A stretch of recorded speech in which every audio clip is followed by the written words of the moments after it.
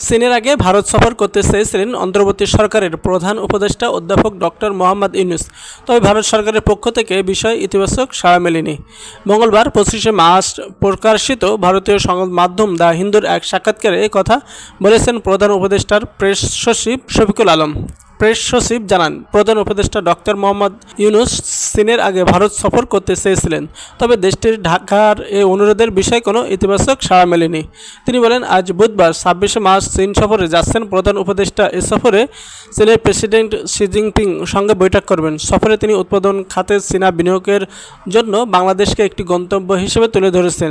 ভারতের সঙ্গে ডক্টর ইউনূস উষ্ণ দ্বিপক্ষীয় সম্পর্ক চান, জানিয়ে শফিকুল ইসলাম বলেন, আমরা আমাদের আগ্রহ দেখিয়েছি এবং গত বছরের ডিসেম্বরে ভারতকে প্রধান উপদেষ্টা ডক্টর মোহাম্মদ ইউনূসের ভারতের দ্বিপাক্ষিক সফরের জন্য অনুরোধ করেছিলাম। 27শে মার্চ দেশটির হাইনান প্রদেশে আয়োজিত ও ফোরাম ফর এশিয়ার বিএফএ সম্মেলনে যোগ দেবেন ডক্টর মোহাম্মদ ইউনূস। সম্মেলনের উদ্বোধনী প্লেনারি সেশনে বক্তব্য দেবেন তিনি। এছাড়া প্রধান উপদেষ্টার সঙ্গে চীনের স্টেট কাউন্সিলের এক্সিকিউটিভ ভাইস প্রিমিয়ার দিং জুজিয়াংয়ের বৈঠক হতে পারে। 28শে মার্চ বেইজিংয়ের great of wall the people Xi Jinping সঙ্গে বৈঠকে বসবেন ডক্টর মোহাম্মদ ইউনূস। একই দিনে হুয়াওয়ে কোম্পানির উচ্চ প্রযুক্তিসম্পন্ন এন্টারপ্রাইজ পরিদর্শন করবেন তিনি।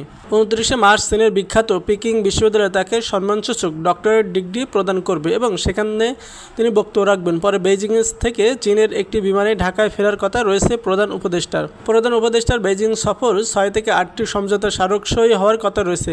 পাশাপাশি এ সফরে 4টি ঘোষণা আসতে পারে। 27শে মার্চ দেশটির হাইনান প্রদেশে আয়োজিত ও ফোরাম ফর এশিয়ার বিএফএ সম্মেলনে যোগ দেবেন ডক্টর মোহাম্মদ ইউনূস। সম্মেলনের উদ্বোধনী প্লেনারি সেশনে বক্তব্য দেবেন তিনি। এছাড়া প্রধান উপদেষ্টার সঙ্গে চীনের স্টেট কাউন্সিলের এক্সিকিউটিভ ভাইস প্রিমিয়ার দিং জুজিয়াংয়ের বৈঠক হতে পারে।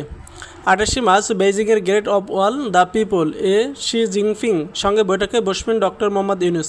একই দিনে হুয়াওয়ে কোম্পানির উচ্চ প্রযুক্তিসম্পন্ন এন্টারপ্রাইজ পরিদর্শন করবেন তিনি। 29শে মার্চ চীনের বিখ্যাত পিকিং বিশ্ববিদ্যালয়ে তাকে সম্মানসূচক ডক্টরেট ডিগ্রি প্রদান করবে এবং সেখানে তিনি বক্তব্য রাখবেন। পরে বেইজিং থেকে চীনের একটি বিমানে ঢাকায় ফেরার কথা রয়েছে প্রধান উপদেষ্টার। প্রধান উপদেষ্টার বেইজিং সফর 6 থেকে 8টি সমঝোতা স্মারকসই হওয়ার কথা রয়েছে। পাশাপাশি এ সফরে 4টি ঘোষণা আসতে পারে। 29শে মার্চ চীনের বিখ্যাত পিকিং বিশ্ববিদ্যালয়ে তাকে সম্মানসূচক ডক্টরেট ডিগ্রি প্রদান করবে এবং সেখানে তিনি বক্তব্য রাখবেন। পরে বেইজিং থেকে চীনের একটি বিমানে ঢাকায় ফেরার কথা রয়েছে প্রধান উপদেষ্টার। প্রধান উপদেষ্টার বেইজিং সফর 6 থেকে 8টি সমঝোতা স্মারকসই হওয়ার কথা রয়েছে।